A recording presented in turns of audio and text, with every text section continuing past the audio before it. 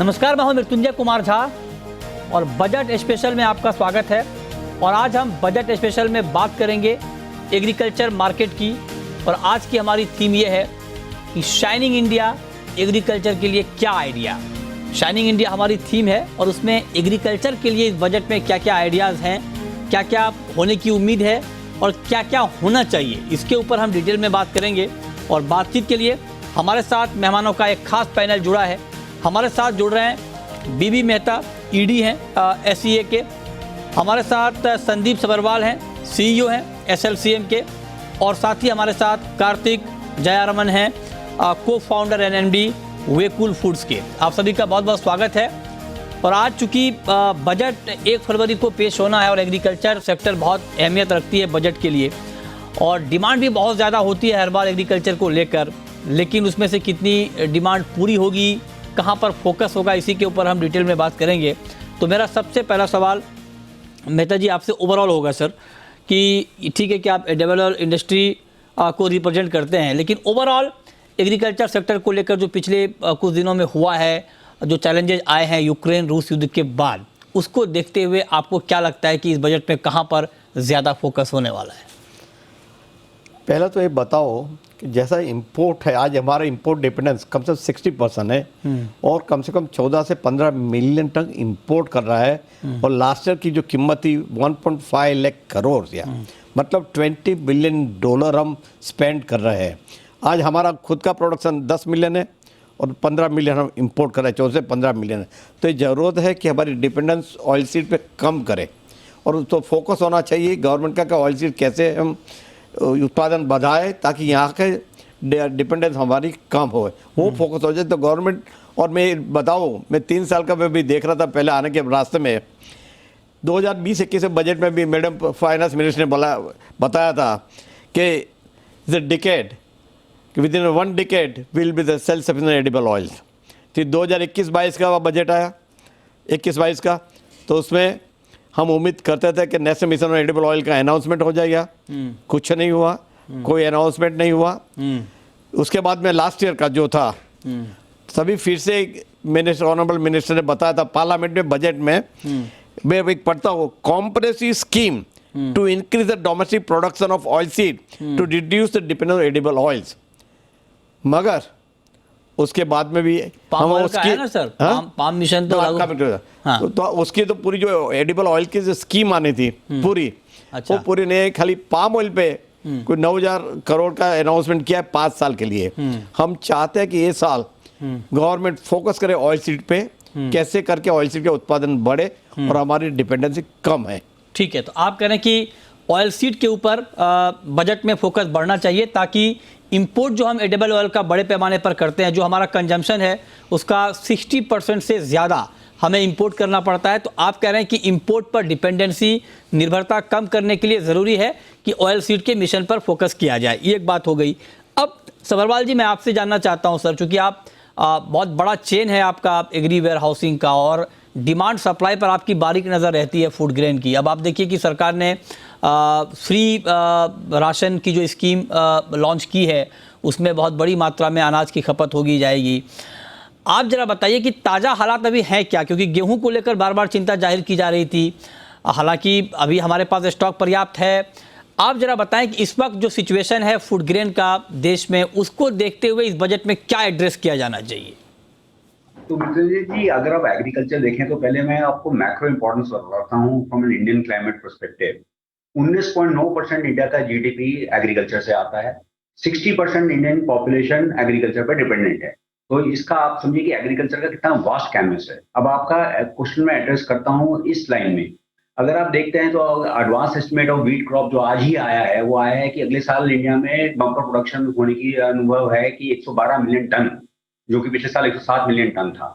तो उस हिसाब से अगर आप देखेंगे तो इंडिया एडिक्वेटली स्टॉक्ड है। एडिक्वेटली इंडिया के पास ना कि सिर्फ स्टॉक है, बट आगे क्या भी जो प्रेडिक्शन आ रही हैं वो बहुत अच्छी और बहुत जोरदार आ रही हैं। इसके रहते हुए अब जो बजट की बात करते हैं तो इसमें ease of doing business in agriculture, I think ये बजट का बजवर्ड होना चाहिए। अभी तक क्या हो रहा है कि एग्रीकल्चर को हम देखते हैं तो हम एग्रीकल्चर को हिस्सों में बांट के देख रहे हैं। कभी हम सप्लाई चेन की बात करते हैं, कभी हम एग्री टेक की बात करते हैं, कभी हम एग्री फाइनेंसिंग की बात करते हैं, कभी हम भंडारण की बात करते हैं। परंतु हम एक यूनिफाइड पॉलिसी की बात नहीं करते, क्योंकि ये चारों चीजें आपस में लिंक्ड हैं। उसका मैं एक उदाहरण देना चाहता हूं कि अगर आप पिछला एक तिमाही देखें या पिछला हाफ देखें, तो एग्रीकल्चर क्रेडिट या क्रेडिट ओवरऑल इंडिया में आपका जो दरें हैं, इंटरेस्ट रेट्स हैं, वो बढ़े हैं। बैंकों के इंटरेस्ट रेट बढ़े हैं। अब जब बैंकों के इंटरेस्ट रेट बढ़ते हैं और वही बैंकों से ही मेरे जैसी कंपनियां एनबीएफसी वगैरह उस ऋण लेके आगे फार्मा को ऋण देती हैं, तो उसके रेट्स भी बढ़ते हैं। उसका ऑटोमेटिकली इन्फ्लेशन पे भी एक इफेक्ट आता है। तो आई थिंक सबसे बड़ा आस्क जो हमारा हर बजट में रहा है और इस बारी भी रहेगा कि वो है कि एनबीएफसी जो कि एग्रीकल्चर क्रेडिट प्रोवाइड कर रही हैं ग्राउंड पे, उनको भी जैसे नाबार्ड की स्कीम्स हैं, जब गवर्नमेंट नाबार्ड को 6% पे 5% में वैसा देती है आगे बांटने के लिए, तो वो सेम स्कीम्स हमारे एग्रीकल्चर एनबीएफसी को भी देनी चाहिए। एक बहुत ही इंपॉर्टेंट सब्जेक्ट है, बिकॉज आप इसको बार बार सिर्फ एग्रीकल्चर क्रेडिट को एग्रीकल्चर क्रेडिट से मत देखिए, आप सप्लाई चेन, भंडारण, एग्रीकल्चर क्रेडिट तीनों को आपस में फोकस करके देखिए, तो आपको समझ में आएगा कि इसके कहते हुए हम इन्फ्लेशन कूल डाउन करने की बात भी कर रहे हैं, इसके कहते हुए हम ये भी कह रहे हैं कि रन अवे एक्सेस स्टॉकिंग भी ना हो, और इसके रहते हुए हम ये भी कह रहे हैं कि पूरा भंडारण इकोसिस्टम संभलेगा। ठीक है, तो ये आपने अच्छा आइडिया दिया है। देखिए, इसीलिए हमने नाम ये रखा है, हमारी जो थीम है शाइनिंग इंडिया एग्री के लिए क्या आइडिया। तो बहुत अच्छे अच्छे आइडियाज़ आप लोगों की तरफ से निकल के आ रहे हैं। मेहता जी ने बहुत अच्छा सुझाव दिया, आपने बहुत डिटेल में बताया। अब कार्तिक जयरामन जी, आपसे मैं ये पूछना चाहता हूँ सर, चूँकि आप किसानों से डायरेक्ट लिंक्ड हैं, आप किसानों से जुड़े हुए हैं और आप ये जानते हैं, समझते हैं बखूबी कि किसानों के सामने, फार्मर के सामने अभी क्या चैलेंजेज हैं, खास करके उनके इनकम को लेकर के। तो मैं अगर आपसे पूछूं कि फार्मर का इनकम और बढ़े, क्योंकि सरकार भी बार बार इस बात को कह रही है कि किसानों की इनकम को डबल करना है, दोगुनी करनी है उनकी आय को, उस दिशा में कितना काम हो पाया है? और दूसरा सवाल ये कि इस बजट में ऐसा क्या कुछ आपके हिसाब से होना चाहिए जिससे फार्मर की इनकम बढ़े और ज़्यादा बढ़े? नमस्ते मृत्युंजय जी, आपने बहुत अच्छा सवाल पूछा हमें। पिछले 60 साल में बहुत काम हुआ है जो प्रोडक्टिविटी एनहांसमेंट के टुवर्ड्स टारगेटेड है, जिसमें फूड के लिए हमारी आत्मनिर्भरता हो चुका है। We produce enough to feed the entire nation in most categories. अभी टाइम हो गया है फार्मर की इनकम बढ़ाने के लिए market linkage and value addition के ऊपर फोकस होनी चाहिए। मार्केट लिंकेज के लिए प्राइवेट कैपिटल डिप्लॉयमेंट बहुत ज्यादा रिक्वायर्ड है अभी, लेकिन जो इन्वेस्टमेंट हो रहा है प्राइवेट इक्विटी कैपिटल का वो बहुत कम है। प्राइवेट इक्विटी कैपिटल का ये टेंडेंसी है कि जहां जल्दी रिटर्न्स आए और जहां ज्यादा रिटर्न्स आए, प्रूवन रिटर्न्स आए, वहां डायरेक्ट हो जाती है। It goes towards more wants than towards essential services. तो अभी गवर्नमेंट बहुत सारे रिफॉर्म्स के बारे में सोच रहे हैं। For example, long term capital gains on private equity investments.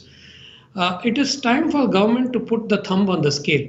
Sectors of national importance जो है, जैसे फूड, उनमें जो निवेश करते हैं उनके लिए लॉन्ग टर्म कैपिटल गेन्स में शायद एक डिफरेंशिएशन हो जाए, जिसकी वजह से इन्वेस्टमेंट इस सेक्टर में ज्यादा बढ़ जाता है। That will be very helpful for the sector to see the right kind of capital flows. Similarly, जो AIFs हैं जो एग्री टेक और फूड कंपनीज में इन्वेस्ट करते हैं, उनके लिए कुछ कैपिटल गेन्स एडवांटेज दे सकें, अगर हो सकता है, तो that will further drive private equity capital into this sector. जैसे सिमिलरली डेट कैपिटल का भी एक चीज है सर, जैसे सबरवाल जी ने बोल रहा था कि एग्री में फॉरवर्ड सप्लाई चेन में भी सपोर्ट चाहिए ऑन डेट कैपिटल।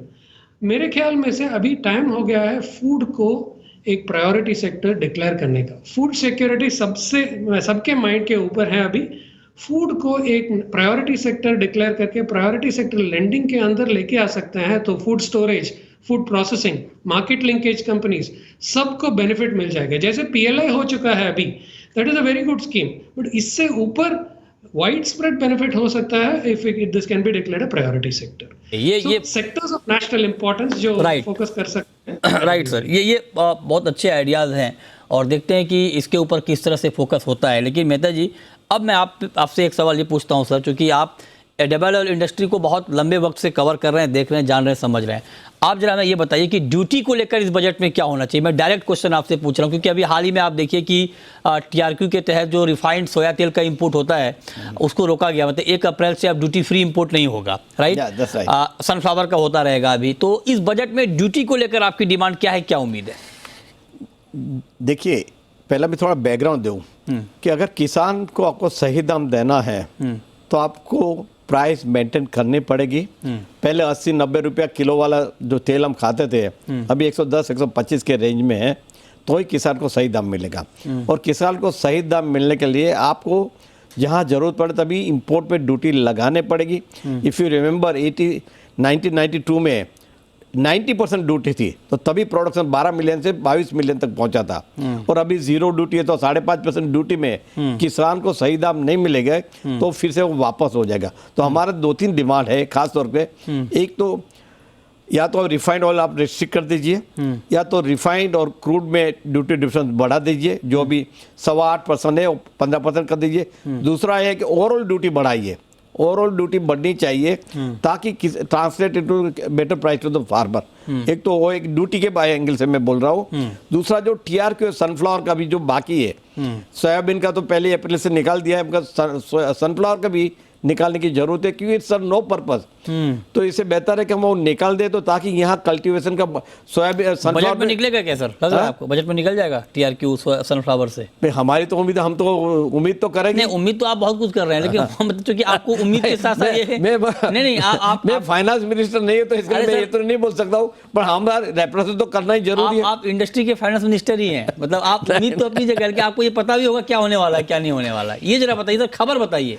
नहीं, खबर रिप्रेजेंट कर रहे कि भी आप सोया का निकाल दिया तो अभी सनफ्लावर में निकाल दिए, ये सर्व नो पर्पस। और अगर आप निकाल देंगे और ड्यूटी अच्छी तरह से सनफ्लावर पे लगाएंगे तो सनफ्लावर का कल्टीवेशन में बढ़ोतरी मिलेगी। एक जमाने में 12 लाख टन सनफ्लावर सीड पैदा करते थे, अभी 2 या 3 लाख है। क्यों? कि किसान को सही दाम नहीं मिल रहा है। तो हो सके कि अगर TRQ से निकाल दे, क्योंकि TRQ से हाथ बंधे हुए गवर्नमेंट का, वो ड्यूटी लगा नहीं सकते। एक दफा TRQ हटा दिया तो गवर्नमेंट जब चाहे तभी ड्यूटी लगा सकेगी। और सनफ्लावर में अगर ड्यूटी बढ़ा दी तो उसका फायदा किसान को मिलेगा और 2 पैसा ज्यादा मिलेगा, तो कंटिन्यू करेगी। ठीक बात है। तो आप कह रहे हैं कि फार्मर को अच्छा भाव मिले, जिसको लेकर सरकार भी बार बार जोर देती है, तो उसके लिए आप कह रहे हैं कि बहुत जरूरी है कि ये फ्री इंपोर्ट वाला सिस्टम खत्म किया जाए, और ताकि डंपिंग ग्राउंड ना बने इंडिया किसी भी चीज़ के लिए, और फार्मर जो खेती कर रहे हैं उनको अच्छा भाव मिले। लेकिन अब सवाल ये है कि ये बात हम कर रहे हैं दलहन की, तिलहन की, अनाज की, लेकिन जो बाकी के फार्मर हैं, जो हॉर्टिकल्चर वाले फार्मर हैं, उनके लिए क्या कुछ होना चाहिए? वहाँ पर क्या फोकस होना चाहिए? वेयर हाउसिंग एक बड़ी इंडस्ट्री है, डायरेक्ट लिंक्ड है फार्मर प्रोड्यूस से वेयर हाउसिंग सेक्टर, वहाँ पर क्या नया होना चाहिए? इस पर बात ब्रेक के बाद आप बने रहिए हमारे साथ।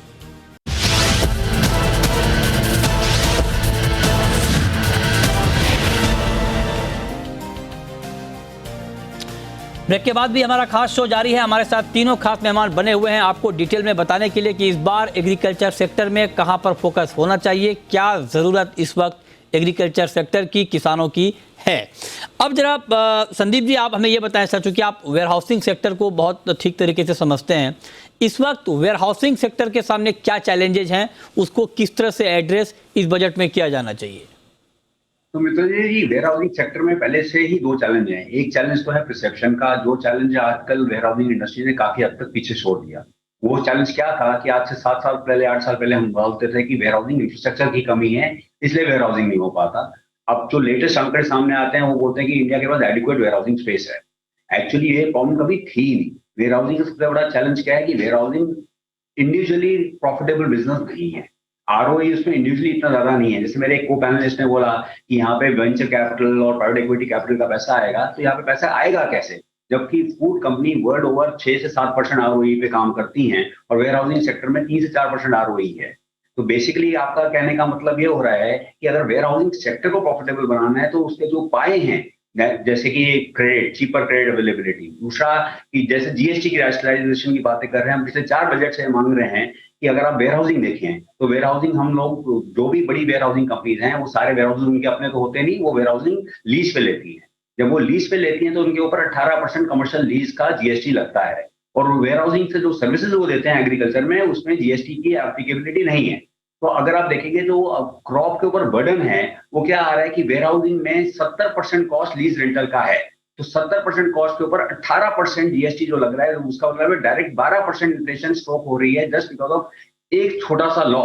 इसमें रैशनलाइजेशन की बहुत बड़ी जरूरत है और बहुत जल्द जरूरत है। एक बजट का हिस्सा है नहीं, GST तो बजट का हिस्सा होगा नहीं सर, इसके अलावा आप बताएं जरा। सेकेंडली इज की incentives and promotion in even insurance. तो इंश्योरेंस सेक्टर में भी क्या है कि सारे आंकड़े एक जैसे नहीं होते, तो इंश्योरेंस सेगमेंट में भी agriculture insurance, warehousing insurance, crop insurance during agriculture जहां पे भंडारण हो रहा है, फिडेलिटी इंश्योरेंस, क्राइम इंश्योरेंस, इन सबके भी स्पेशल रेट्स डिक्लेयर होने चाहिए या सब्सिडी आनी चाहिए, क्योंकि इसका डायरेक्ट इम्पैक्ट है फार्मर इनकम पे भी और आपके कंज्यूमर इन्फ्लेशन पे भी। वो क्यों है आपको ये बताता हूँ, क्योंकि ये जो भी कॉस्ट है हम ये कॉस्ट आपके सर्विसेज पे हम ओवरले करते हैं और वो कॉस्ट फिर कंज्यूमर बेयर करता है। अब जब कंज्यूमर बेयर करता है और उसके लिए अगर कोई क्रॉप महंगा पड़ रहा है तो वो सब्स्टिट्यूट करता है, और सब्स्टिट्यूट करता है तो फार्मर को उसको प्राइस रियलाइजेशन नहीं मिलता है। तो मैंने ये बोला ना कि एक ये पूरा चेन है। अभी तक क्या हो रहा है कि हम हर बारी हर बजट में इस चेन को पूरा नहीं देखते हैं, हम इसको पार्ट्स में देखते हैं। कभी हम एग्रीकल्चर फाइनेंस की बात करते हैं, कभी हम भंडारण की बात करते हैं। ये सारा एक चेन है, को एक साथ देखा जाना चाहिए, उसको एक साथ एड्रेस किया जाना चाहिए, ये बात आप कह रहे हैं। लेकिन कार्तिक जी, अब मैं आपके पास आता हूं, क्योंकि हम ट्रेडिशनल खेती की बात तो बार बार करते हैं, बहुत ज़्यादा बात भी होती है, लेकिन जो हॉर्टिकल्चर के फार्मर हैं जिनके साथ आपका कनेक्ट है, आप जुड़े हुए हैं, आप जरा बताएं कि जो हॉर्टिकल्चर के फार्मर हैं उनके सामने क्या चैलेंजेज हैं, और हॉर्टिकल्चर प्रोडक्शन को बढ़ाने के लिए आपके हिसाब से क्या फोकस इस बजट में होना चाहिए, ताकि हमें जो हमारा जो एग्रीकल्चर का पैटर्न है उसको भी हम बदल पाएं, ट्रेडिशनल खेती से हम थोड़ा बाहर निकलें, इसको लेकर क्या होना चाहिए? जी, हॉर्टिकल्चर का प्राइमरी एडवांटेज ये होता है कि इफेक्टिव इनकम ज़्यादा हो सकता है if it managed well. Disadvantage ये होता है कि प्रोडक्ट तो बहुत पेरिशेबल है। इसमें 2-3 चीज़ें करने के लिए मेरा रिकमेंडेशन है। One is storage of certain horticultural product, जैसे ऑनियन के लिए कंट्रोल्ड एटमॉस्फेयर स्टोरेज। आज ऑनियन तो we are storing it in chawls, इसमें जो पेरिशेबिलिटी है, जो लॉस है, वो बहुत ज़्यादा होता है। कंट्रोल्ड एटमॉस्फेयर स्टोरेज के लिए इन्वेस्टमेंट करना पड़ता है। यहाँ again one is of course subsidies जो हैं, if there are subsidies made available, that is of course very good. Access to those subsidies थोड़ा डेमोक्रेटाइज होनी चाहिए। एक जगह पे जहाँ एफपीओ अप्लाई कर सकता है for this subsidy, it makes it easier for them to access the subsidy, that will help. Second जो मैं बोल रहा हूँ, डेट कैपिटल की cost.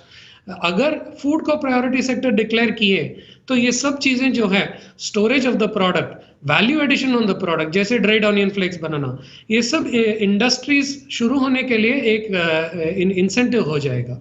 So supporting lower cost debt to enable creation of storage infrastructure और processing and value addition के infrastructure, अगर ये हुए तो that will benefit the horticultural farmers. उनके लिए स्टेडी डिमांड भी बन जाएगा और सप्लाई रिलायबिलिटी बढ़ेगा मार्केट में।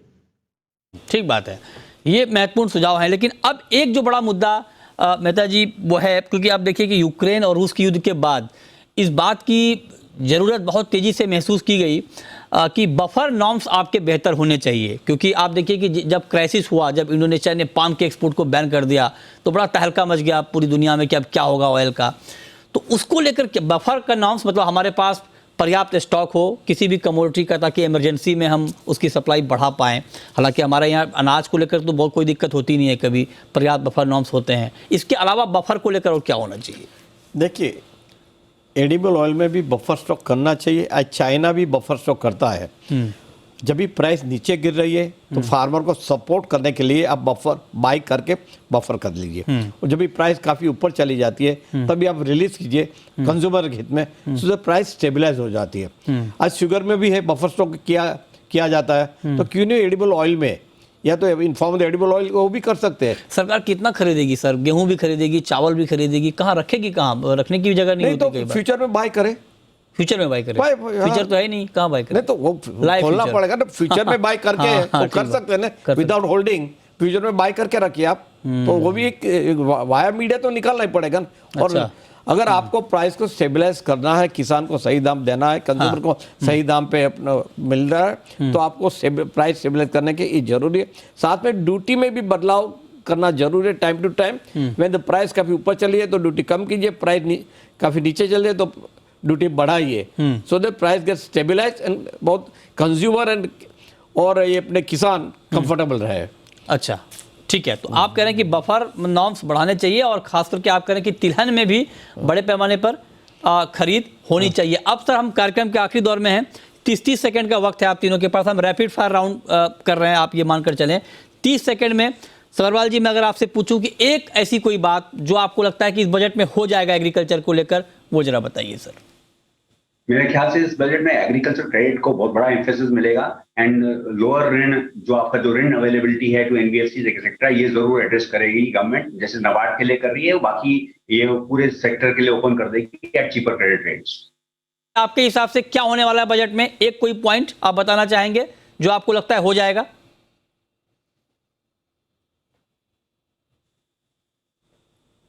कार्तिक जयरामन जी। हाँ जी, मेरे को लग रहा है कि ये जो इन्वेस्टमेंट में रिफॉर्म्स आ रहे हैं वो कुछ होने वाला है, उसमें जो इन्वेस्टमेंट को इंसेंटिवाइज करेंगे इस सेक्टर में और बाकी सब sectors of national importance. Investment पर इंसेंटिव, ठीक है, ये अच्छी बात आपने बताई। मेहता जी, आप तो आपके पास तो अंदर की खबर रहती है सर, क्या हो रहा है बताइए। नहीं, मेरे ख्याल से हाँ, जो national mission on edible oil जो 3 साल से लटक रहा है, 3 साल से खुद ऑनरेबल फाइनेंस मिनिस्टर भी पार्लियामेंट में और सब बता रहे, तो उम्मीद काफी है कि national mission on edible oil भी लॉन्च और सब्सिडी फंड के साथ में अगर 2000-3000 करोड़ से कोई 15-20 हजार करोड़ 5 साल के लिए दे तो कुछ फायदा होगा। तो वो उम्मीद उसमें ज्यादा है। ठीक है, उसमें उम्मीद ज्यादा है। बहुत शुक्रिया मेहता जी आपका, संदीप जी आपका और कार्तिक जयरामन जी आपका हमारे साथ आज की इस खास चर्चा में जुड़ने के लिए और डिटेल में बजट की उम्मीदों पर बात करने के लिए। छोटा सा ब्रेक के बाद भी खबरें जारी हैं। नमस्कार।